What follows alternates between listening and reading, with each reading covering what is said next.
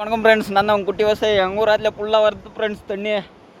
பாருங்கள், மழை பெஞ்சாக்கு மட்டும்தான் இந்த மாதிரி தண்ணி ஜாஸ்தியாக வருதோ. கர்நாடகாக்காரர் மழை பெஞ்சாக்கு மட்டும் திருப்பி விட்டுறாங்க, இல்லைன்னா தண்ணியாக விட்றதில்ல.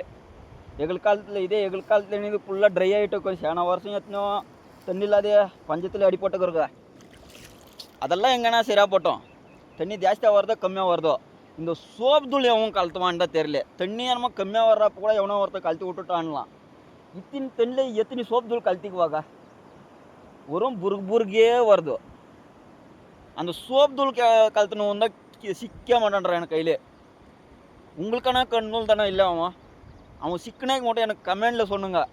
அவன் எவன்னு கண்டுபிடிக்கணும். அவனே சிக்கலையான அவன் எத்தனை சோப் தூள் கழுத்தி விட்டுக்குவான். இதே வேலையை பொழப்பா சுற்றி நிற்கிறான். எங்கள் ஊர் ஆற்றுல சோப் தூளை கழுத்தி விட்டுனே இருக்கிறான். பாருங்கள், புருகே வருதோ. பாருங்கள், அந்த சோப் தூள் கிடச்சும் கழுத்தணும் சிக்கனான்னக்கே மறக்காதே கமெண்டில் சொல்லுங்கள். ஆளே பிடிச்சி வைங்க, வந்துடுறோம். தேங்க்யூ.